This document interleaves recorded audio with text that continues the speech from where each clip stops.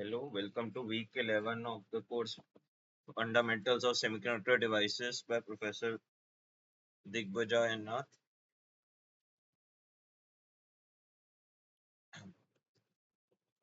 My name is Mayank Goyal. I am a research scholar at the Department of Electrical Engineering, IIT Bombay, and the course is being taught by Professor Digbaja and Nath, who is an associate professor at ISC Bangalore. So the course plan for this week is LEDs, their working principle, their recombination types, their efficiencies,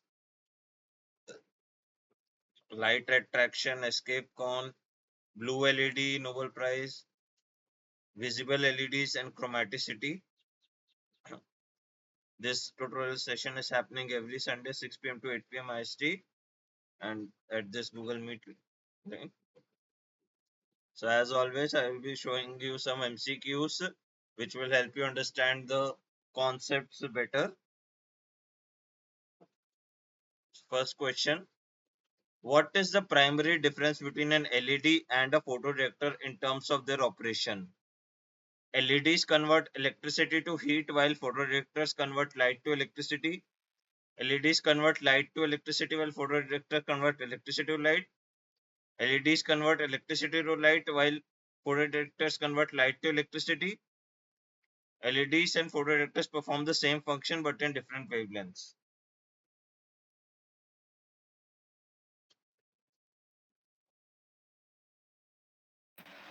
Different wavelengths, sir. What? What did you say? Different wavelengths. C, sir, C, option C.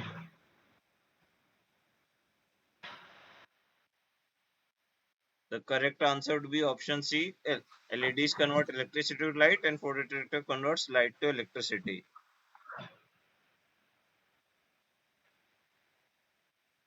What is electroluminescence? Light emission due to heat, light emission due to chemical reactions, light emission due to current injection, light emission due to mechanical stress.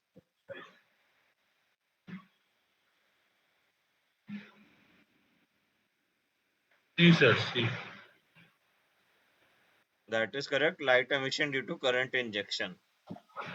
So in electroluminescence, so the you inject current into your diode, it generates electron hole pairs. Those electron hole pairs then, sorry, it's not generating electron hole pairs. You are injecting electrons and holes. By current, you are injecting electrons and holes, which are then recombining, and that recombination is giving out light. In an LED, radiative recombination occurs when electrons and holes recombine through trap states. Energy is released at heat through phonons.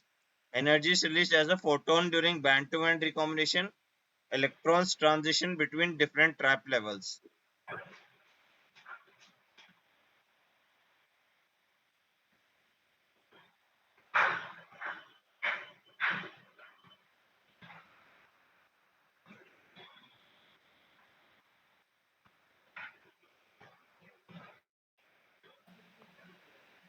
C number, sir. That is correct. So when when electron goes from conduction band to valence band directly, the the loss of energy is emitted as a photon.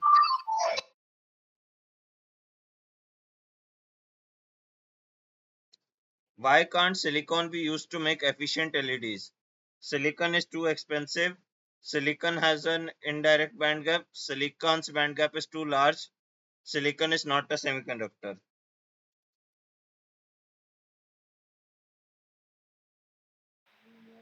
B number, sir.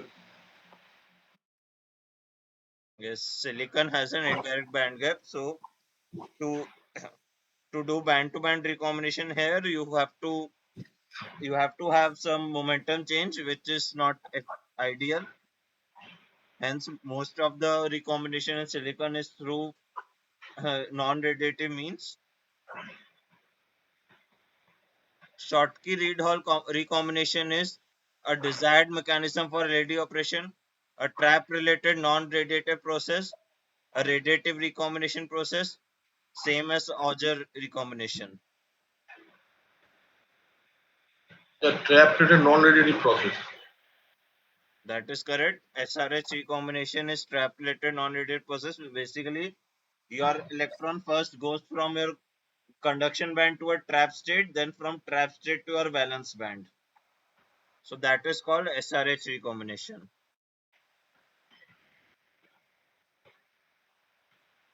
What is Auger recombination or Auger recombination? A two Three particle radiative particles. process, a trap assisted recombination process, a three particle non radiative recombination process, a direct band to band transition. Three particle non-radiative recombination process. That is correct in Auger recombination. So when the electron is going from valence band to conduction band, conduction band to valence band, so the energy that is it is releasing, instead of releasing it as a photon, it transfers that energy to another electron. So the another electron becomes highly energetic. So this is called Auger recombination. When does Auger recombination become significant in LEDs? At very low temperatures, at low carrier densities, at high carrier densities, in reverse bias conditions. High carrier densities. That is correct. So at high carrier density, so there are too many carriers, too many electrons, too many holes. So there is a very high chance that the energy is lost to another electron by by means of collision. The peak emission wavelength of an LED occurs at exactly the band gap energy, less than the band gap energy, at Eg plus kT by 2, at twice the band gap energy.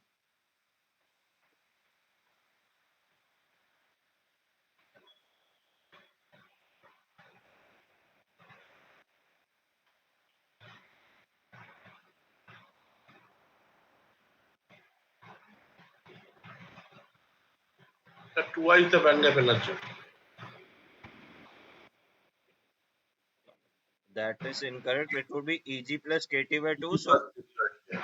typically the emission should occur at the band gap energy, but there is due to the thermal distribution of density of states, there is a band gap broadening. So it occurs at Eg plus kT by 2.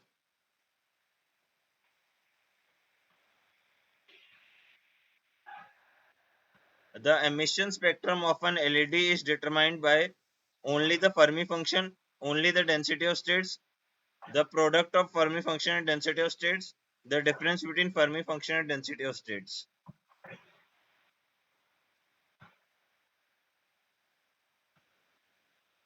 Sir, option C.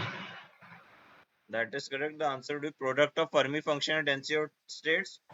So the density of states is basically how in each state how much what is the maximum density possible, but Fermi function gives you exactly how much carriers are present at that particular state. So their product will determine the distribution of carriers, and that will determine then your emission spectrum. The wavelength spread in LED emission is constant for all wavelengths, increases with wavelength, decreases with wavelength, is independent of temperature. Sir, option B, sir.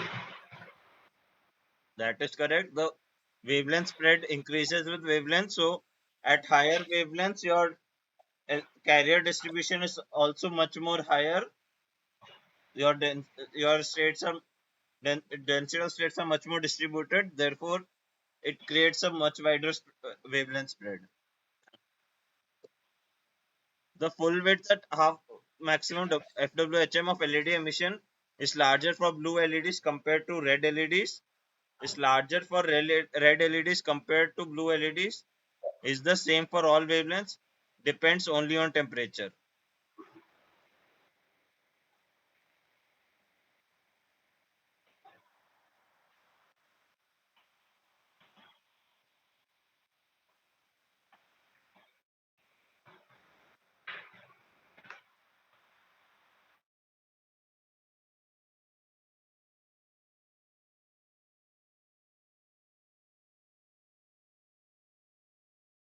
D number, sir.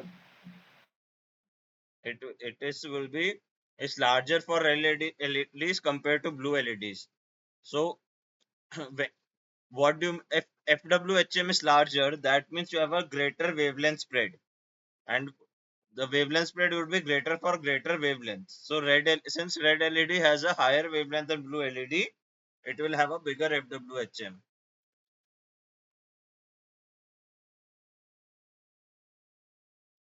What property distinguishes a laser from an LED? Lower lower threshold voltage, absence of recombination, coherent monochromatic light, higher photon energy. Coherent monochromatic light. That is correct. So we just saw that in LEDs there's a wavelength spread. So but in lasers the wavelength spread is almost negligible. You get very sharp peak wave.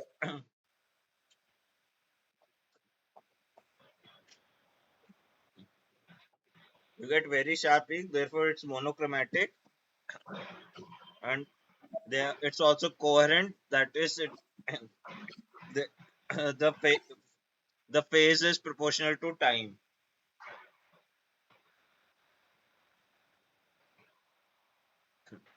Which of the following is the correct reason for using multiple quantum wells in LEDs? Increases series resistance, decreases carrier mobility, enhances radiative recombination probability, suppresses photon generation.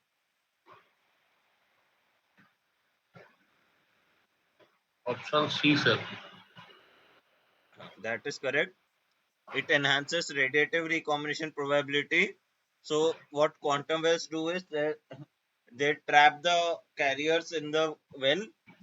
So the carriers cannot flow to the, so basically you have carriers going from one end to the other end of the diode. So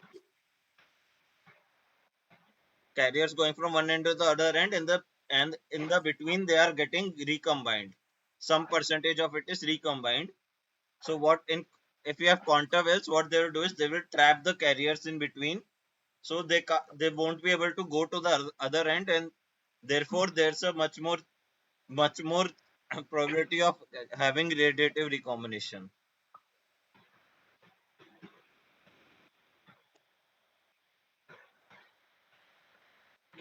What is the mathematical expression for radiative recombination rate? R rad equals to BNP plus G naught, R rad equals to BNP minus G naught, R rad equals to BN plus P, R rad equals to BN minus P. E, sir. BNP, what is BNP, sir? PNP means recombination rate. So the answer to this would be BNP plus G naught. So B is the constant radiative recombination rate constant. N and P are your carrier densities, your doping densities in the N region and the P region, and G naught is your generation rate. So let's say if you are giving, let's say if you're also giving in some light, so that light is also generating electron hole pairs. So those generated electron hole pairs will also recombine. So that so therefore your recombination rate will increase by G naught. Sir, is PNP indicate recombination rate? Yes, so BNP is your radiative recombination rate. But if you are also that if you're also that is that is your in the equilibrium state. BNP is your recombination rate in the equilibrium state. But if you're also generating electron hole pairs by shining light or other reasons, so that will also increase your recombination rate, because that generated electron hole pairs also recombine. So your net radiative recombination rate will be BNP plus G naught.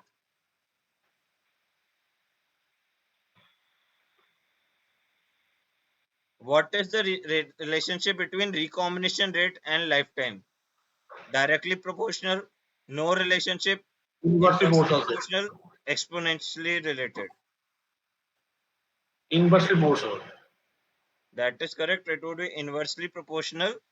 So your lifetime is basically inverse of recombination rate. In an LED, the radiative recombination rate is R rad equals to Bn square. If B equals to 10 raised to power minus 10 centimeter cube per second and carrier density N is 10 power 18 per centimeter cube, 10 per what is the radiative recombination rate? 10 power 20 centimeter cube per second per centimeter cube per second, 10 power 26 per centimeter cube per second, 10 power 16 per centimeter cube per second, 10 power 8 per centimeter cube per second.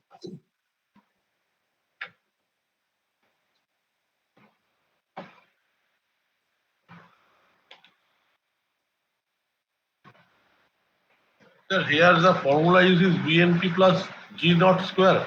BNP plus. So the formula you have to use the one you have given in the question, that is Bn square.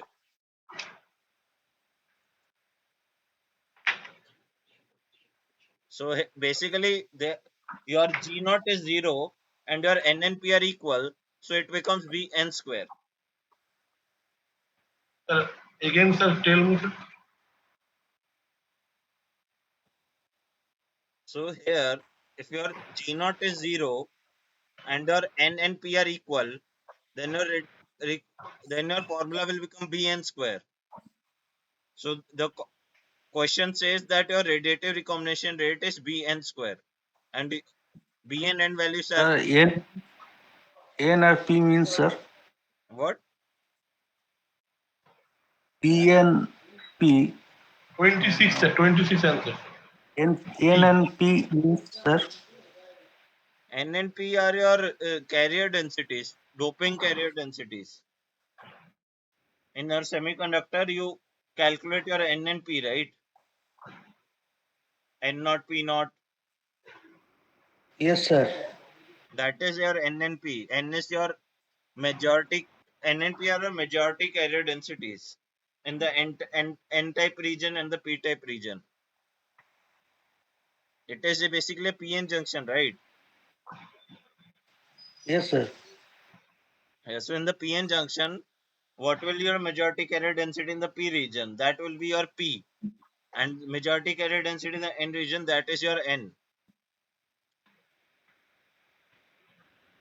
And B is some number, B is just a number. Then, sir, answer is 26. B and 26. P, sir. P. That is correct. B It will and be 10 per 26. So you just have to multiply this and 10 per minus 10 into 10 per 18 into 10 per 18. So that will be 36 minus 10, 10 per 26 per centimeter cube per second.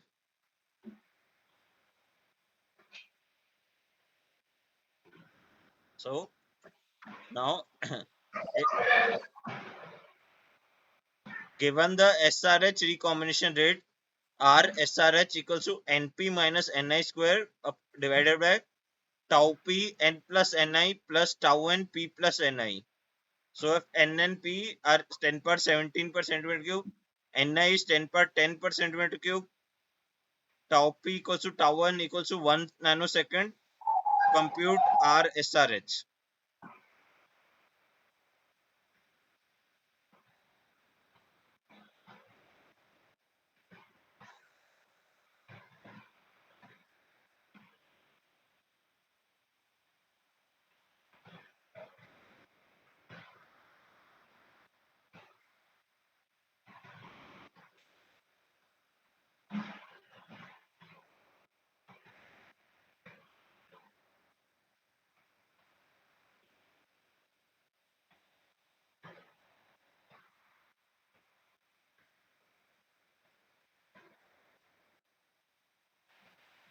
this has to be calculated. Yes.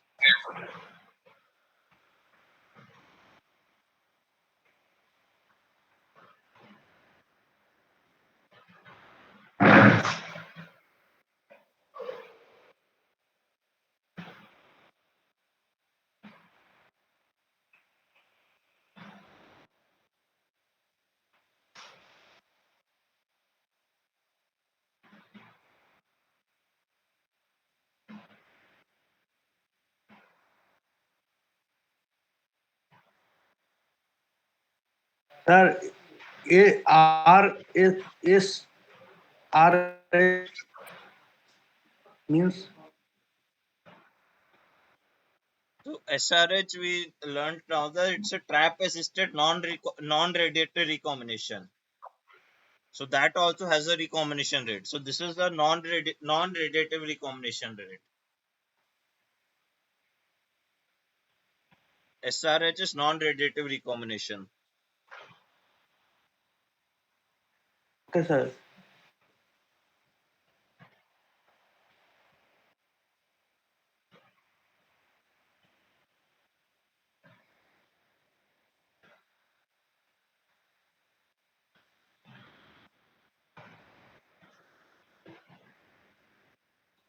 Sir, 5 into 10 to the 26. Are you sure?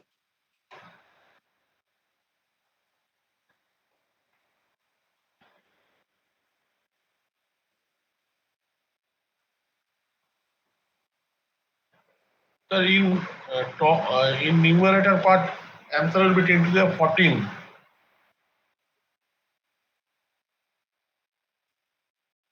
And What? in numerator part, NP minus NI square, if I put Yes. 10 to the power 17 into 10 to the 34 minus 10 to the power 20. And what will be that? That will be, sir, 10 to the power 14. You are saying 10 to the power 34 minus 10 to the power 20 is 10 to the power 14. No, no, sir, sorry. I have to take a common, 10 to the 20.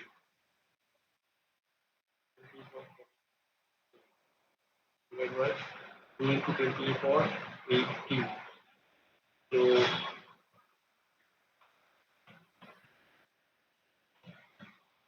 1 minute, sir.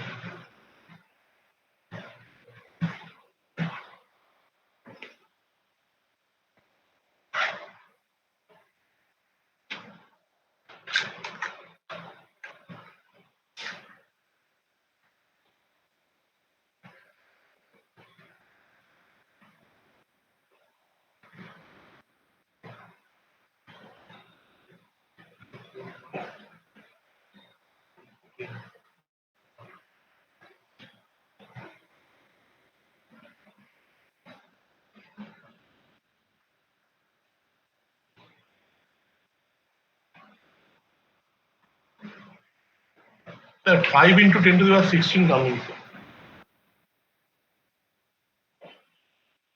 How did you get that value? Sir, in top I have got 1 into 10 to the 34, Okay. and in below part I have got 2 into 10 to the power 18. 2 into 10 to the power 18. Yes. How did you get 10 power 18? Sir, 10 to the power minus 9 into 10 to the 27. Where did you get 10 to the power 27? Sir, n plus ni. And what is n plus ni? Oh, sorry, sir, make a mistake. 10 to the power 17 plus 10 to the power 9. It is a 10.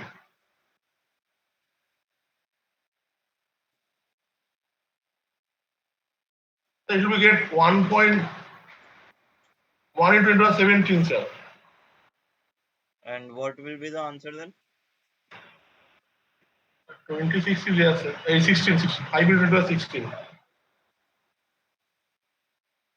How are you getting 5 into 10 per 16? Sir, in numerator part I have got 1 into 10 to the 34. Yes. And in denominator part I have got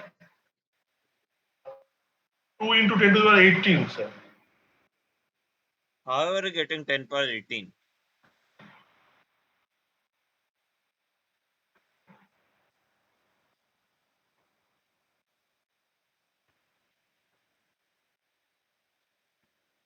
Sir, I have got, sir, 10 to the power tau p equal to 1 nanosecond. Yes. So 10 to the 9 is there. 10 to the power Second. 10 to the power 9. Minus 9, minus 9. Minus 9 is there. Okay. Then, sir, inside I have n plus ni will be 10 to the power 27. Will it be 27? How is it 27? 10 to the power 17 plus 10 to the power 10.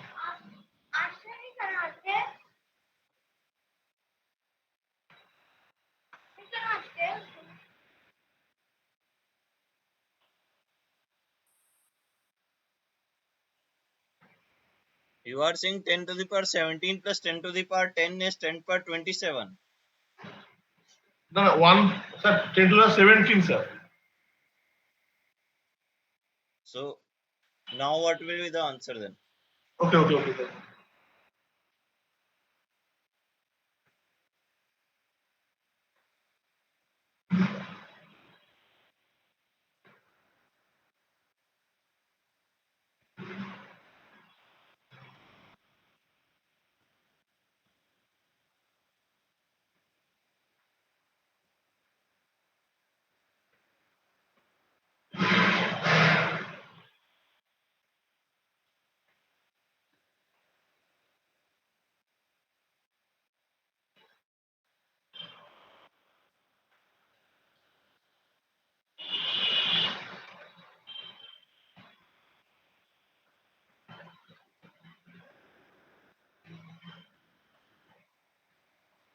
It is 5 into 10 to the 16 coming.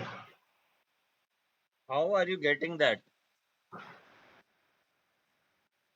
How are you getting 10 to the power 16? I want to know. Yes, sir. I have got, sir, in top part 1 into 10 to the 34, numerator part. That is correct.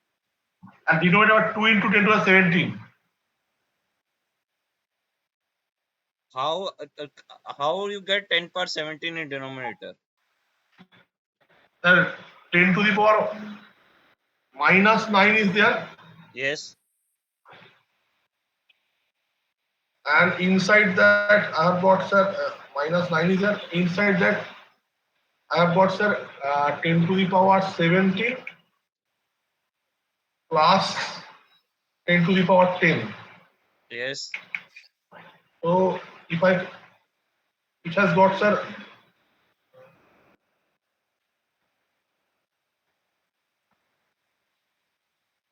10 to the power 8, sir. 1 into 10 to the power 8. And then what will be your answer?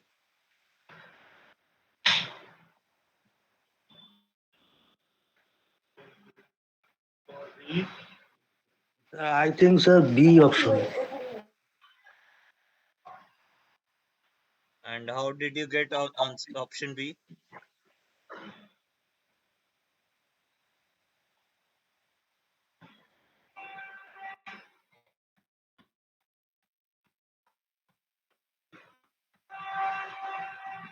Sir, okay, sir. 2 into 10 to the power 8 is got, sir, below part. Below part is So what? 2 into 10 to the power 8. And what will be your answer then? 5 into 10 to the 26. 34 minus 8 is 26, sir. And So 25, sorry, 25, sir. 5 is the 25. Sorry, sir. 5 into 10 to the 25. yes, that is the answer. 5 into 10 power Oh, 25. This is sorry. simple mathematics. You just so your ni is very smaller than your n and p, so you just ignore your ni in all cases. Yes, sir. So it will be np divided by 2 into, and since this term and this term are same, equal, this term and this term are equal, so you just write 2 into tau p into n. So you can cancel n from below, so it will just be p divided by 2 into tau p. So that will be just 10 power 17 by 2 into 10 power minus 9.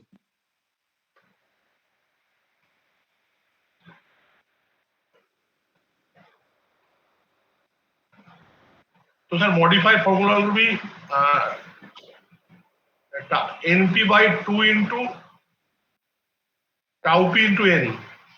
Yes, and then you can cancel n and n. Yes, then it will be p by 2 tau p. Yes,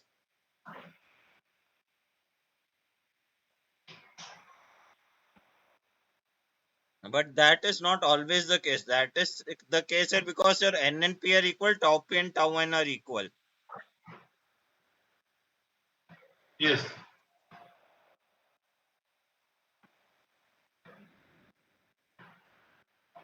In Sir, gallium arsenide, one minute, sir. 1 minute, sir. Previous problem. Tau here, tau in.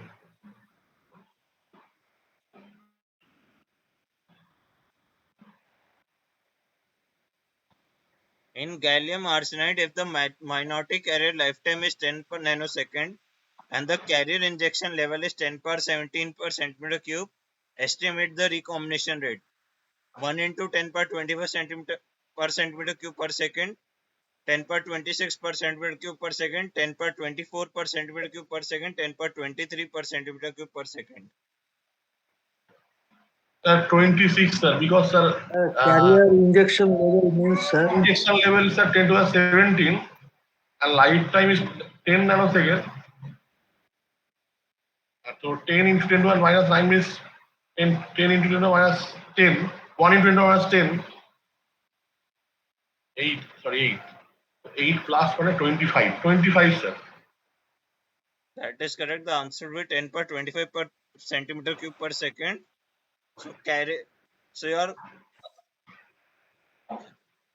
recombination rate can be written as your delta n divided by tau, where tau is your lifetime and delta n is your excess carrier density, which in this case is your carrier injection level. So how much excess carriers you have injected.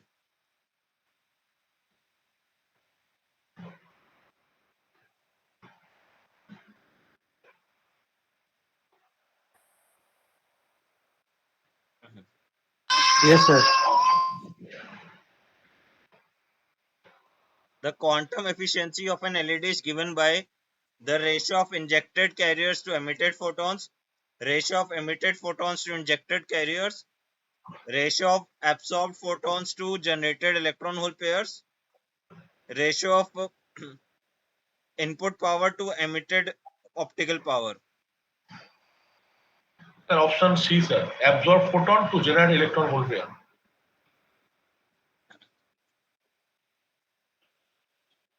That is incorrect. That was the part that is not even in photoreactors. Okay. Oh, sir. Okay. Not even in photoreactors, this is wrong. The one you said.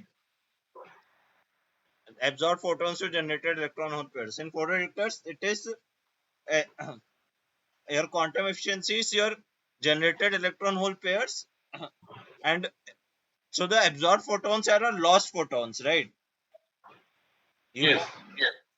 the in photoreactors the photons that are the electron hole pairs that are contributing to your current, that is counted. The collected electron hole electrons and holes. Sir, can you explain, sir, internal quantum efficiency and external quantum efficiency? Yes, so I will explain that in this for LEDs. I will explain. So this is external quantum efficiency. Right now we are talking about ratio of emitted photons to injected carriers. So the carriers that you have injected into your device from both ends, and the emitted photons, that is the photons that have been outputted into the environment, that is your quantum efficiency. So Sir, 1 minute, please move to the previous problem, sir. Previous one, sir. this is previous one only. Please, previous, sir. 1 minute, just because. This one, Okay, sir. Okay, sir. I just. Okay, sir. the internal quantum efficiency of an LED is defined as ratio of light output to electrical power input, ratio of radiative recombination rate to total recombination rate, ratio of photons emitted externally to photons generated, product of current and voltage over luminous flux.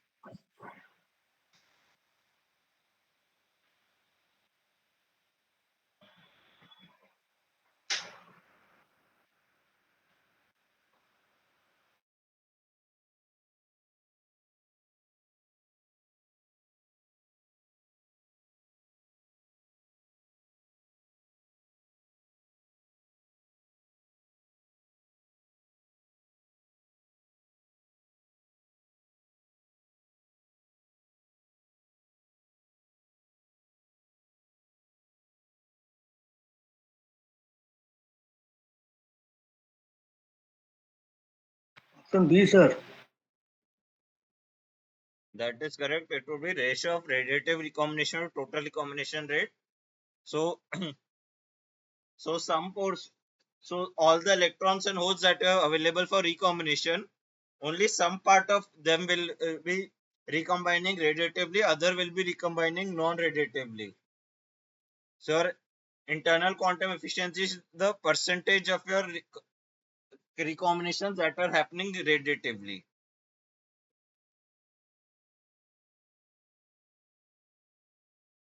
Which of the following statements about LED efficiency is correct? External quantum efficiency equals to internal efficiency.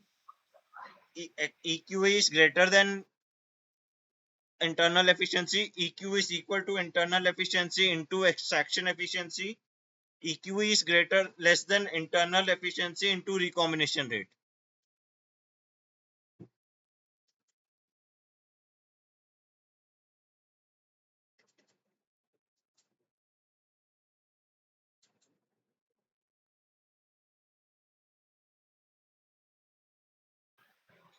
Sir, Which tell of me the sir, these is correct? sir, Yes, last question answer, sir. One will explain, sir, please. this one. These and these previous ones, sir. Do both are, sir. Quantum efficiency and internal quantum efficiency. This I will explain once you answer this. I will explain the whole thing. Okay, sir. Okay, sir.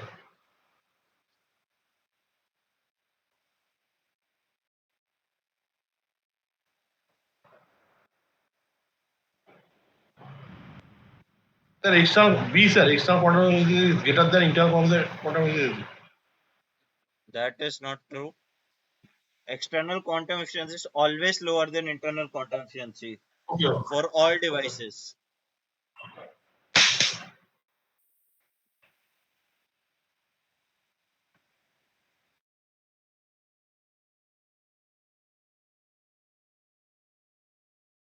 The D option, sir. The answer would be C. External quantum efficiency equals to internal efficiency into extraction efficiency. And what is your extraction efficiency? That is this. Here the C part, what it says. Ratio of photons emitted externally to photons generated. So you did radiative recombination and you generated some photons, but only some percentage of those photons will go to the environment. The other photons will stay in your device. So that is what this is. So there you injected carriers, they resulted in recombination. Some of them were radiative recombination, some of them were non-radiative recombination. So that percentage of is given as internal quantum efficiency. How much of the injected carriers are resulting in your radiative recombination? That is given by your internal quantum efficiency. Now, so the radiative recombination will generate your photons, but not all of those photons will go out in the environment. Some of them will stay in your device. So that is given by your external quantum efficiency. The photons emitted to the environment compared to your injected carriers. So basically, okay, let's do one more question, then I will give you the full picture. What is wall plug efficiency? WPE. Ratio of internal electrical power to output electrical optical power. Ratio of output optical power to internal electrical power. Total power consumption of the LED. Ratio of radiative to non-radiative recombination. Sir, option D, sir. That is your internal quantum efficiency. We just talked about that. Okay, okay, okay, okay. Sir, this Not cannot be option B, sir. Then output optical power to input electrical power. That is correct. The answer will be output electrical power to input electrical power. So so you are giving some electrical power to your device, and that is resulting in some output photon power, optical power. So so your wall plug efficiency is your final efficiency that you count as a device.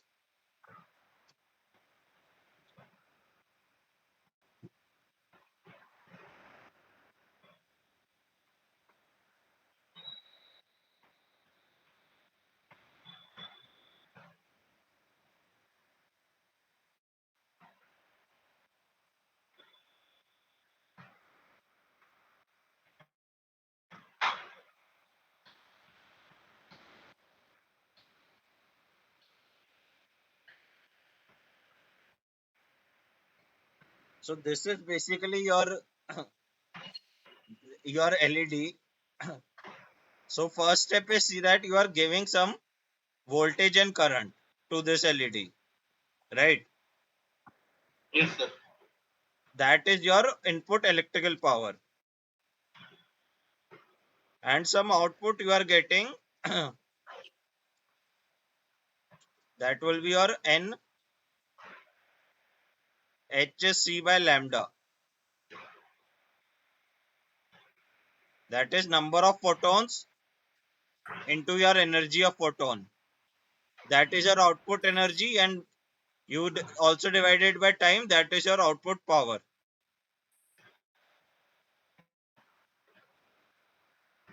That is your P output.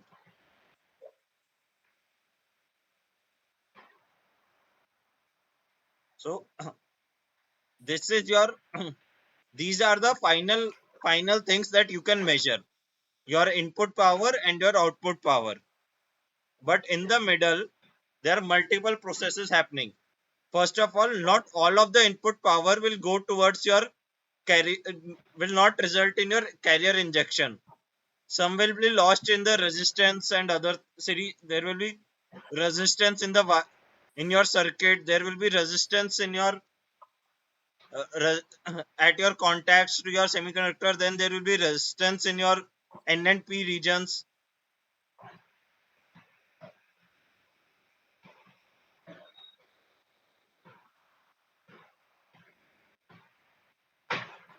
So there will be resistance here. So this is the depletion region where your recombination actually happens.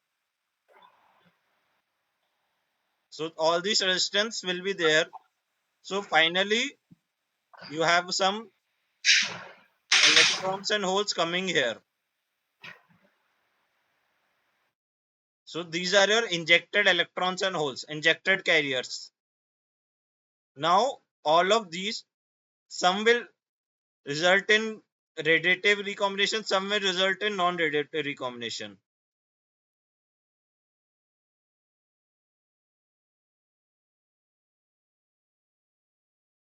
So the ones which so this is given as your IQE, internal quantum efficiency.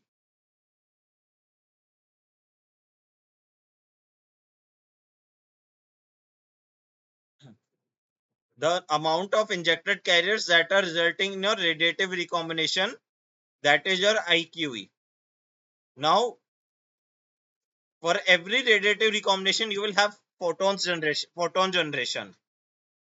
So this will result in some, let's say, I naught number of photons, I naught photons.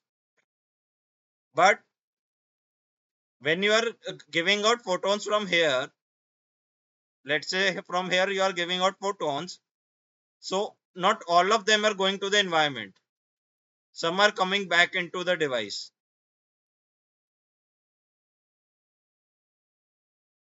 So let's say some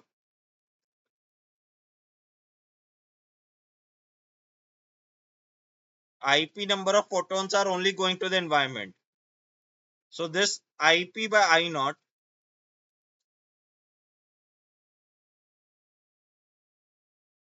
is your extraction efficiency. Sir, what is I naught, sir? I naught is the number of photons that you generated by radiative recombination. Okay, sir. Okay. And IP is the photons that were emitted into the environment outside your device, that went outside your device. So Sir, this, I naught is the radiated. so so you did radiative recombination and you generated photons, right? Yes. So let's say that number of the generated photons are your I naught. Okay, okay, okay, okay. So, But sir, actually, what you say that in case of IQE, internal quantum efficiency, yes, what amount of radiated recombination is there by amount of injected carrier, yes, and in case of extension efficiency, amount of photon generated externally, external photons by number of radiative recombination I naught, IP by I naught. yes. So your external quantum efficiency will be uh, amount of photogenerated carrier externally by internally generated carrier. So EQ is your IQE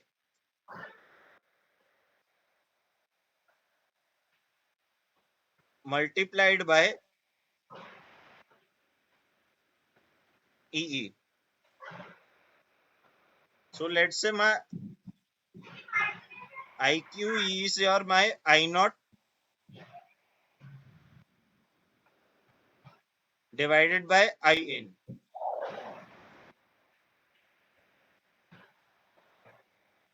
My IN is my injected carriers, and I naught is my number of radiative recombinations. So IQE then will be IP by IN, sir. IP by IN. I naught by IN. So my EQE becomes IP by IN. That is IP by number the of photon. number of photons emitted from the device divided by number of injected carriers. Sir, okay, sir. Then, sir, uh, whatever I can understand, sir, uh, EQE means EQE is less than IQE always, because radiative recombination will be more in case of radiative recombination will be more in case of than IP. IP is always means, sir, I naught is greater than IP. Yes or no, sir? Yes, always. So, sir, I naught. Sir, is there a relation between, sir, IP and I naught? IP and there is no relation. That is your device. That is Okay, your device property. device property. Yeah, okay, okay, okay. Some part of the recombined and some part emitted externally. Yes, some Some parts stay some inside. photons will some photons will escape into the environment. Some photons will stay in your device. Okay. And your then your wall. So then your wall plug efficiency is the so so your IN is your injected carriers, but let's say the current you are giving is your I total. Current you are giving is I total. It's not actually current. So Lights. we talk about power in this case, but I am just saying I is just I is just a denotion here. There is no meaning of I. Okay. I am just doing this to explain you.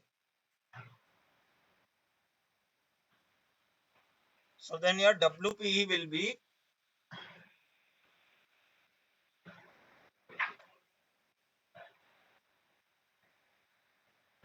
IP by IT. I IP by And it is written in terms of power. So your output optical power divided by input electrical power.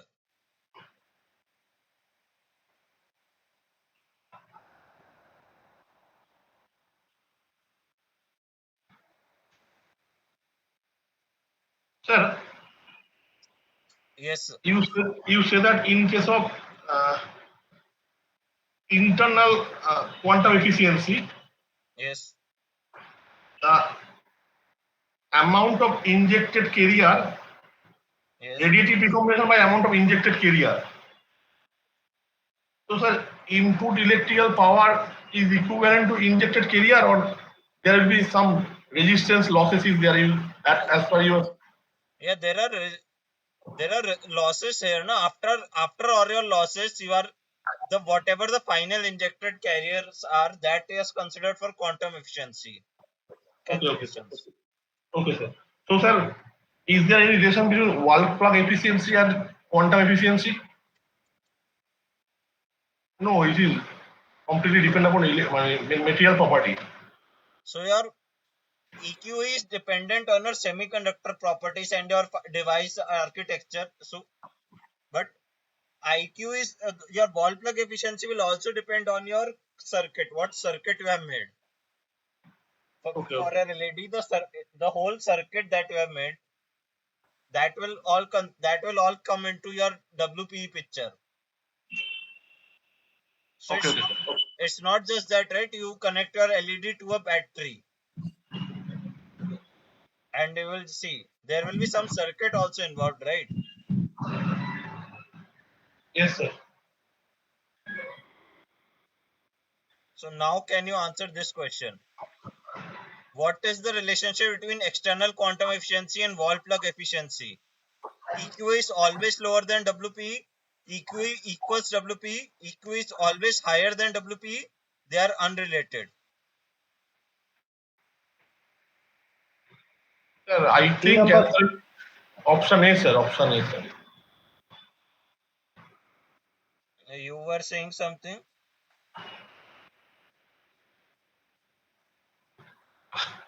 Either, sir, option A or they are unrelated, sir. The answer to option C. EQ is always higher than WPE because WPE is also also Oh, considering your circuits. resistance losses. Okay, okay. Sorry, sir. Sorry. Therefore, your WPE efficiency is lower than your quantum efficiency, because quantum efficiency comes after all your resistance losses and absorption losses, whatever the final injected carriers that are injected into your device, that that is considered in quantum efficiency. All your losses before that are considered in your WPE. Therefore, your quantum efficiency will always be higher than WPE. So it will be basically WPE less than EQ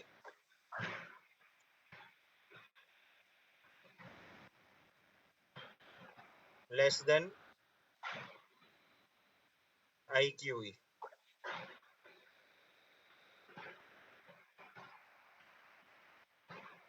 This is your IQ is something that you cannot change. It is a fundamental property of your material.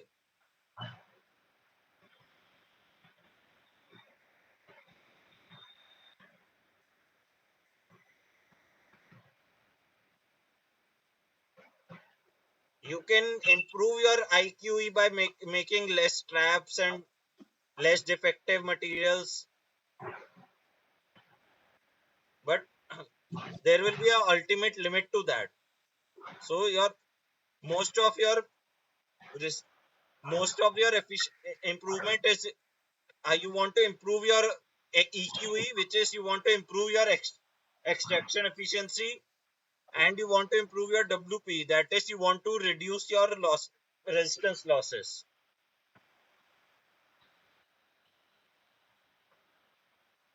Sir, Yes. I can make a statement, sir. You say that it is correct or not. Okay. Maybe I am wrong, sir. I can say that, sir.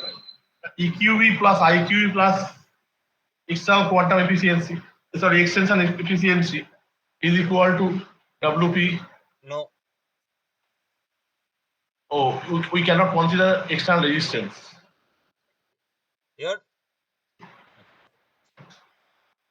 Your W here, these are some your your IQE comes inside your EQE and your EQE comes inside your WPE. Basically, Okay. Okay. There is a difference between WP and IQE. so WP will be your something constant into your Into EQE, IQE. Okay. and this constant will be less than 1. This constant will be less than 1, and then your EQE is equal to some constant into IQE.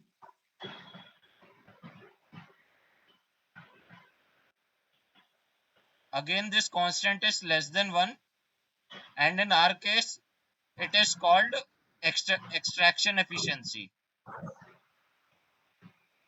and for LEDs it is called extraction efficiency.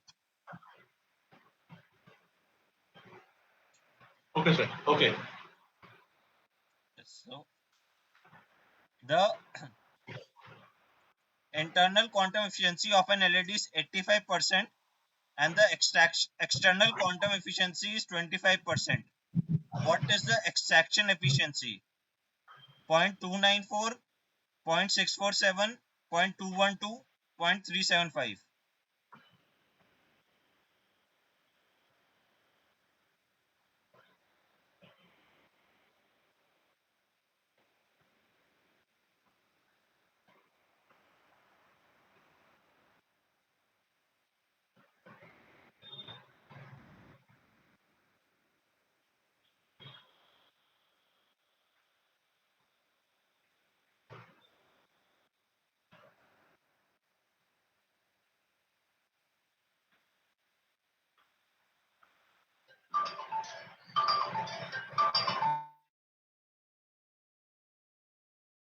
Option A, sir. That is correct. The answer would be 0.294.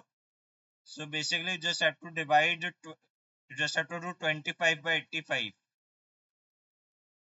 So your E would just be your EQE by IQE, which is basically just 25 by 85, which is 0.294. If an LED emits 10 milliwatt of output power for a drive current of 20 milliamperes and forward voltage of 2 volts, what is the wall plug efficiency? 5%, 10%, 25%, 50%.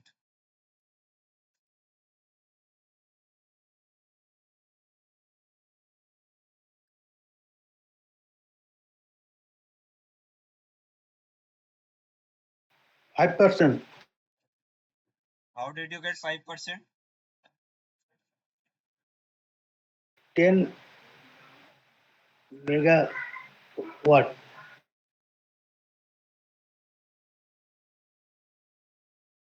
LED emits 10 megawatt. Sir, Yes, I have got, sir, 10 by 40 into 100 by 25%, sir. that is correct. The answer will be 25%. So it is your WPE is P optical output divided by P electrical input,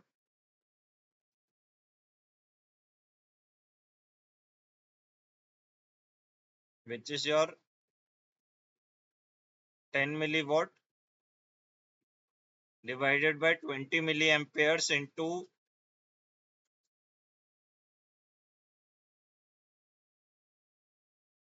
2 volts. So this would just be your 10 by 40, 1 by 4, that is 0.25.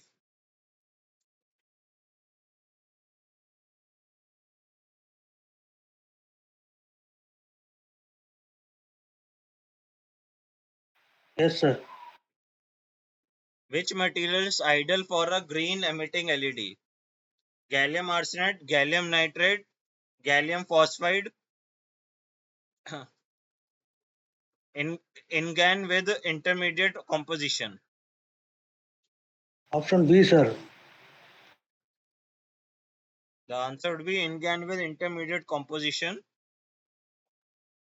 What is the primary challenge in green LED production?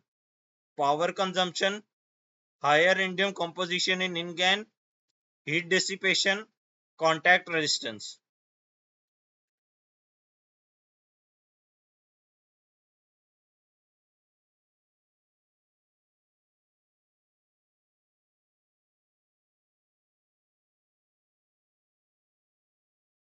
Option B, sir.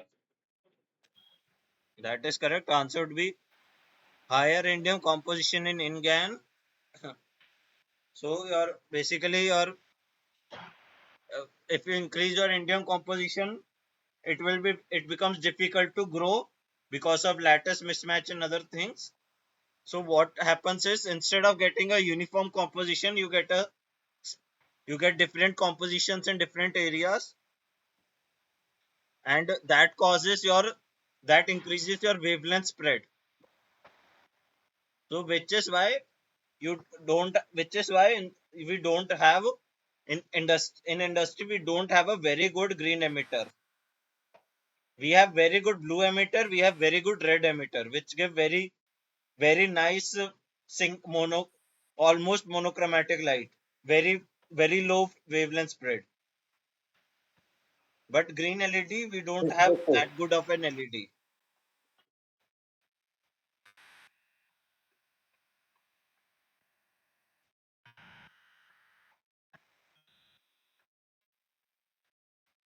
What is the primary factor limiting light extraction in LED devices due to the refractive index difference between semiconductor and air?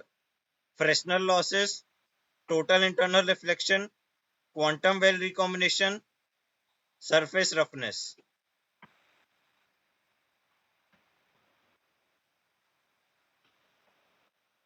Option B, sir. That is correct. The option is total internal reflection. So there is a so after us so since there is a refractive index difference going from semiconductor to air, so after a critical angle, all your photons are going back into the device. They are not going into the air. So that is a loss. So that is why if you see, let's say this is your device. So and this is your critical angle. So all this would be your emission, but here there won't be any emission.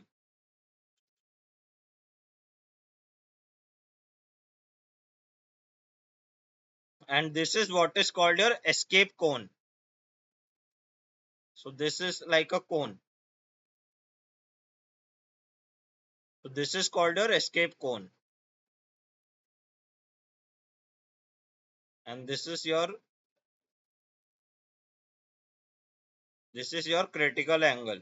So at this point, after this point, all your photons are reflected internally.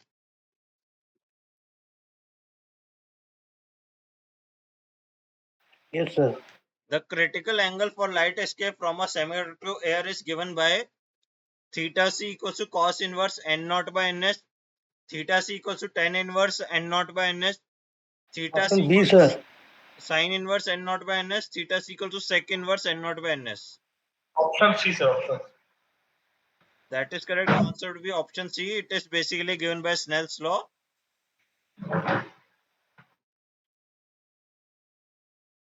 What is the critical angle for light escaping from gallium nitride n equals to 2.4 to air n equals to 1? 41.8 degrees, 24.6 degrees, 60.2 degrees, 80.0 degrees.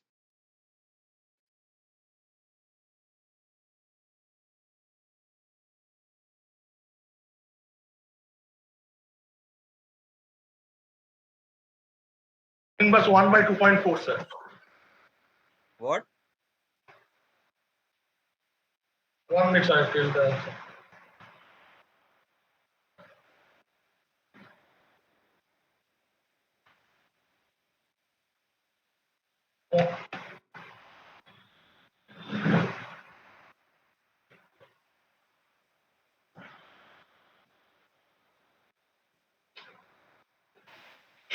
Option D.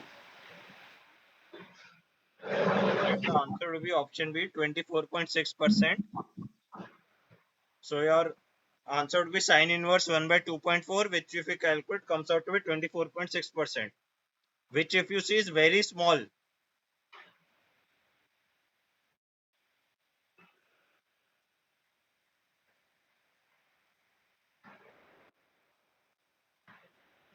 The optical efficiency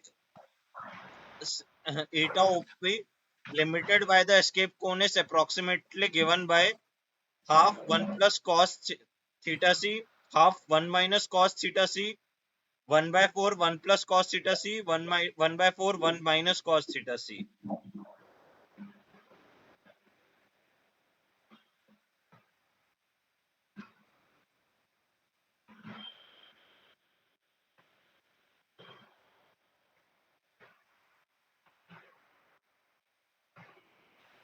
Sir, which will be? The answer will be half 1 minus cos theta c.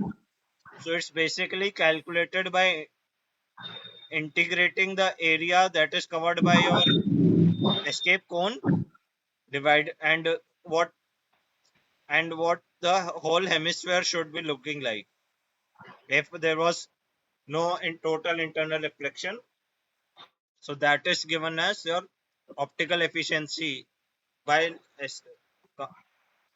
your escape cone optical efficiency. Sir, what was the last answer, sir? Here, 1 by 2.4. Okay, 24.6. how can the total internal reflection problem be minimized in LED design? Using rougher surfaces, applying hemispherical encapsulation, increasing the semiconductor thickness, reducing the quantum weld width.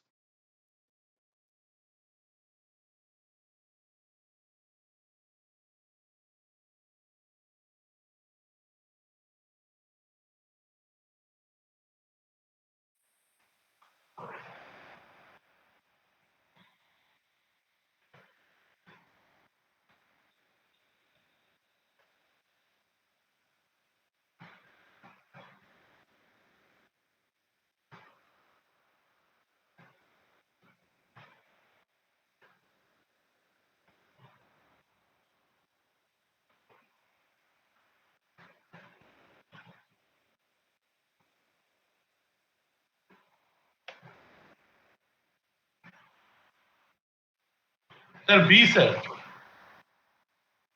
That is correct. It will be applying hemispherical encapsulation. So what basically they do is, if this is your LED here, they will apply a hemisphere here which has a similar optical index as your semiconductor. So if it's this is like 2.4 as we saw for gallium arsenide, the refractive index for this will also be around let's say 2 let's say 2.4, yeah, let's say 2. And then because of this hemispherical design, your at each point or critical angle at each point, your material to air interface is almost 90 degrees. If you see at each point is almost 90 degrees, so there won't be any total internal reflection.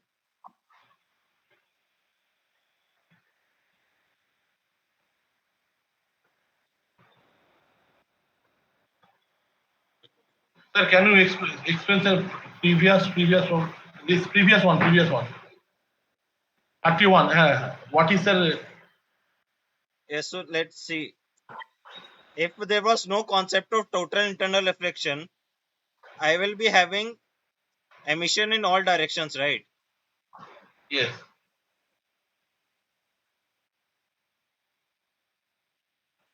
So I can make this as a sphere or an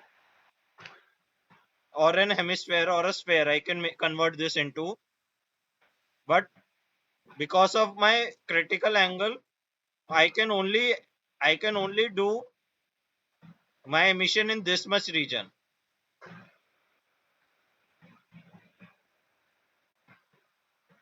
All this region, there is no emission here.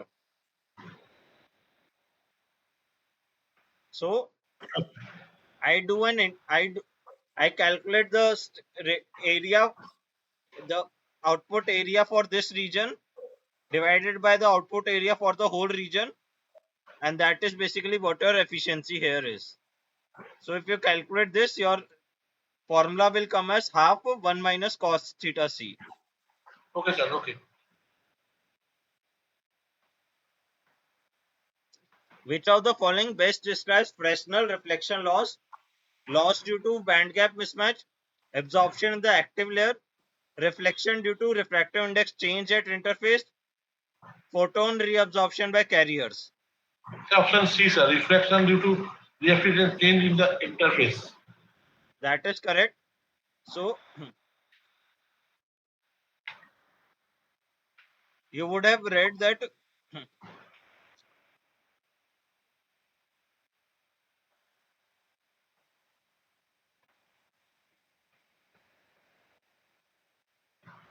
So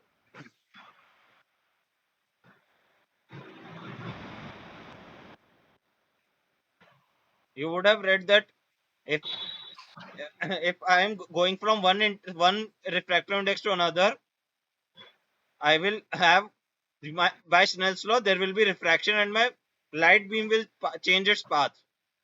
But there is, so only a percentage of it is going, like let's say 99% of it, of the internal light will going, so only 99% let's say will be going there, and rest 1% will be reflected.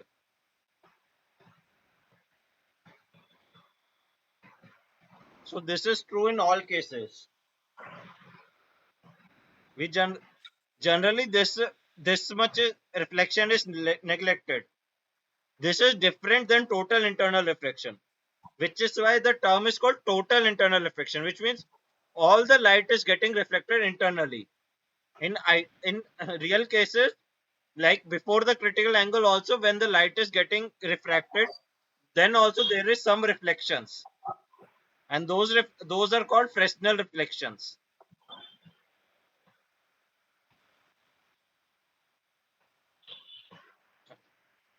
Calculate the Fresnel reflection normal incidence at a gallium arsenide air interface n equals to 3.5, n2 equals to 1. So it's just normal incidence, which means I am giving perpendicular light.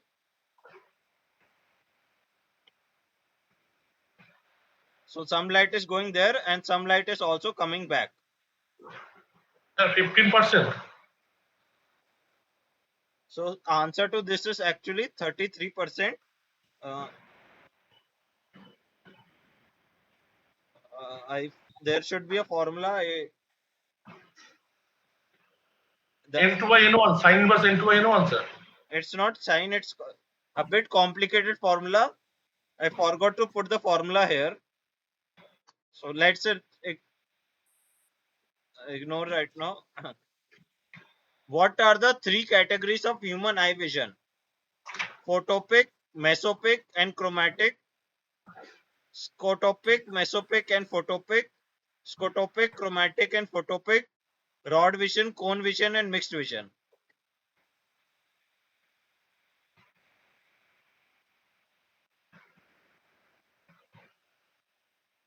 Option D, sir.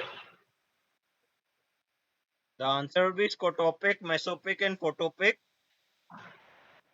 Like if you want to nitpick, then you can also say Option D is an answer because a scotopic means so in your eyes there are two types of detectors: rod cells, and cone cells. Your rod cells are basically they detect your light intensity in black and white and gray, and cone cells they detect the light color. So your scotopic is when only your rod cells are active, and photopic is when your cone cells are active, and mesopic is when both of the cells are active.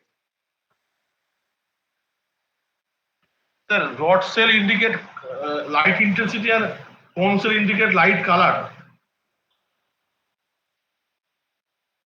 Yes, yes, basically. Cone Okay, sir. cells also at some part they can also detect the light intensity, but they are not very sensitive to intensity. They are more sensitive to color. Okay, sir. Okay. Which vision type is primarily active during very dark conditions with no moonlight?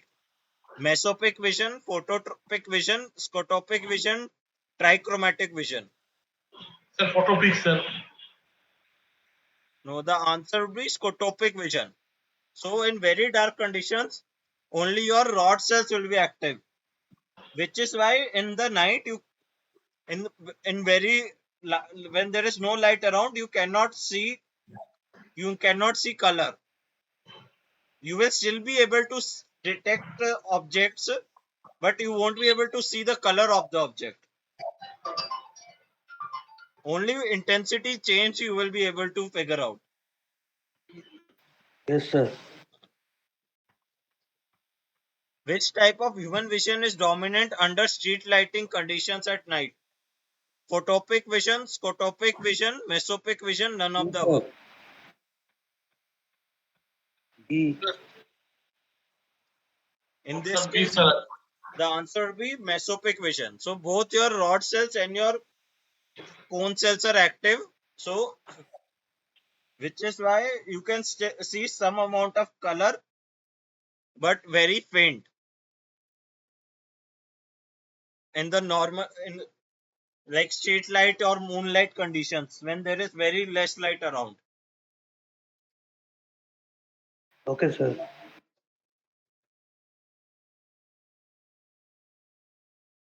The and then your photopic vision is when in broad daylight conditions, when your cone cells are active and you can see the color very well.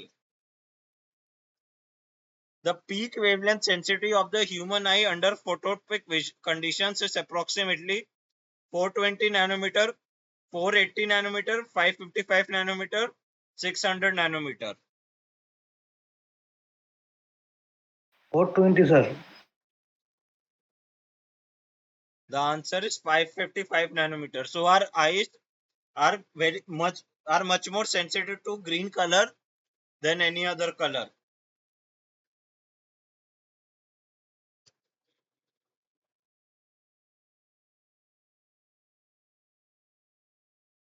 So it's like this, something like this, where this is your 550, this would be around 720 or 750, and this would be around 400 or below 400, like it can go up to 370, 370, 380, and this is like your sensitivity in log scale. So below it, it's almost so you can't detect below 370, 380, and above 750. Our eyes cannot detect, and between that, the peak is at 550, 555 in the green region. Which color component is typically used in combination with the phosphor coating to create white LEDs? Red, green, blue, yellow.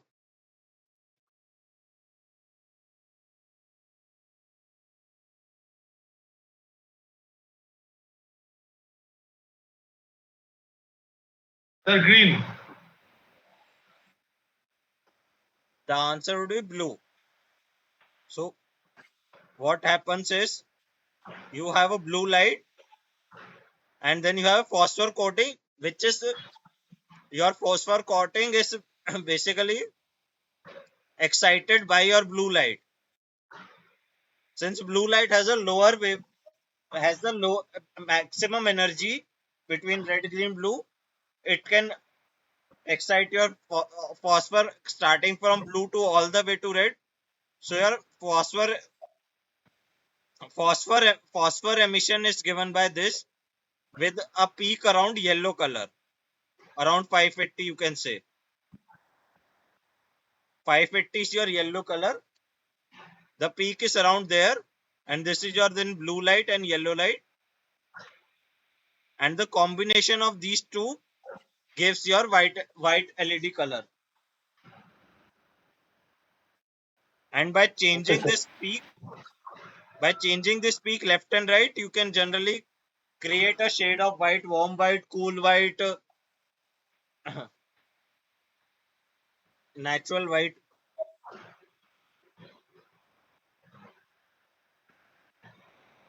In the context of LED lighting, what does a high color rendering index indicate? Higher energy efficiency, better color accuracy reproduction, increased brightness, lower power consumption. Sir, option B, sir, better color accuracy report. That is correct. So it high color rendering index basically means how accurately it can produce a color, which is mostly dependent on what is the wavelength spread. So like if it's very monochromatic, you can obviously get color very good, but it is if it has a broad spectrum, then your color might not, you won't be able to get your desired color.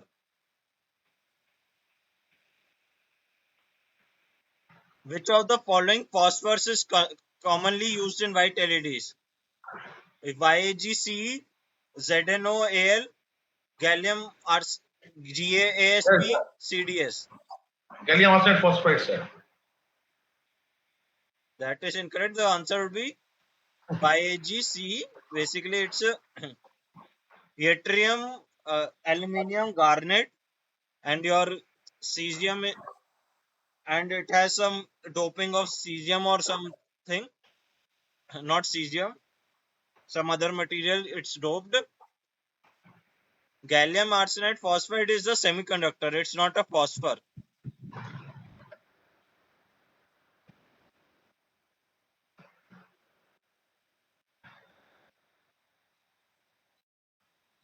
A 5-watt LED bulb emits 450 lumens. What is its luminous efficacy? 90 lumens per watt, 45 lumens per watt, 22.5 lumens per watt, 110 lumens per watt. The 90 lumen per watt, sir. That is correct. It's basically you just have to divide 450 by 5, 90 lumens per watt. A surface receives 1000 lumens over an area of 5 meters square. What is the illuminance? 500 lux, 100 lux, 200 lux, 5 lux.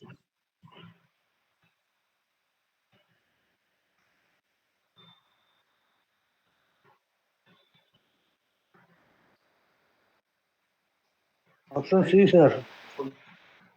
That is correct. Answer will be 200 lux. So your lux is basically, Lumen per meter square.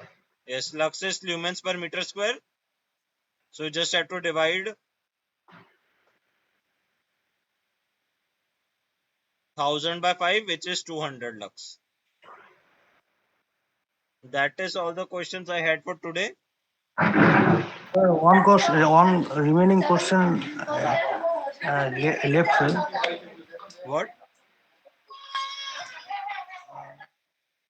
One question is remaining due to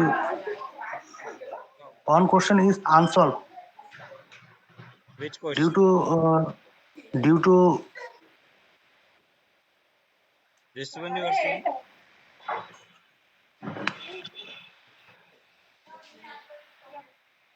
Yes, sir. I think.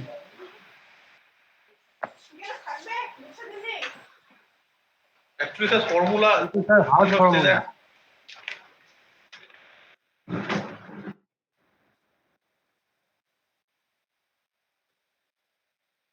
Then, Yes. sir, I think I have joined a little late, sir. You can discuss some theory or not, sir? So this was including theory. No. I think that before the question solving session, is there any theory session? Is there?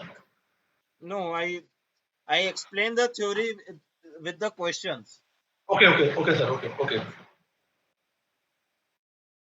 Sir, this will be uploaded, sir, later. Yes, it's always uploaded. Sir, what is the formula in this question? The formula This is a is n1 minus n2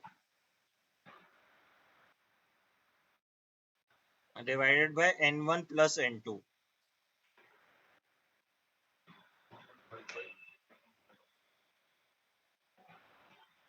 Because so it's basically n1 cos theta and n2 cos theta, and here also it's cos theta, but for our case cos theta is 1 because theta is 0 in our case. It says normal incidence, so your theta is 0, so this would be your 2.5 by 3.5, not 3.5, 2.5 by 4.5.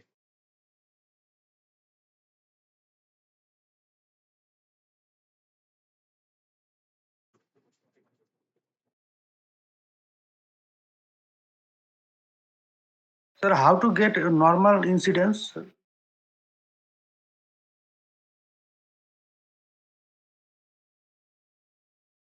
And I think it's the square of this.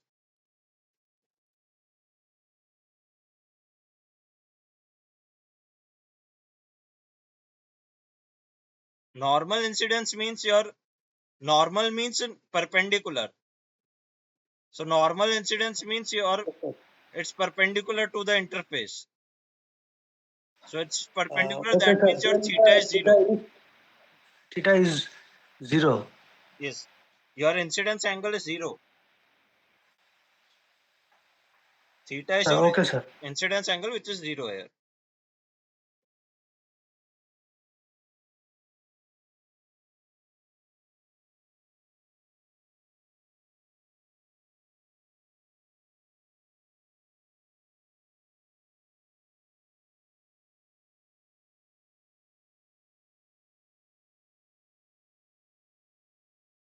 Sir, in case of normal incident not happened, value of theta will be given. Yes, we'll have some value of theta. So this will be theta I and theta T. Incidence At and transmitter. transmitted. Okay. So that angle you will have to theta. If you are given theta I, theta T, you will have to determine by Snell's law.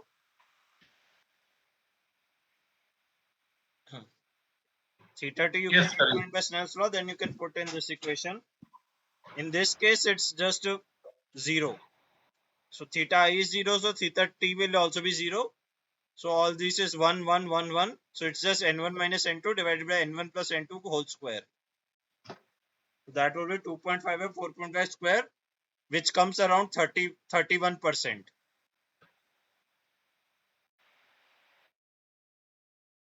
In our case, the answer would be around 31%. So the closest is here is 33%. Sir, in every case, sir, uh, this will be happen normal in incidence.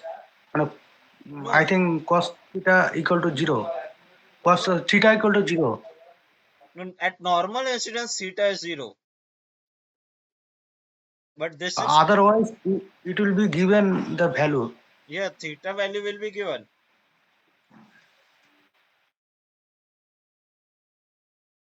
Okay, sir. Thank you, sir.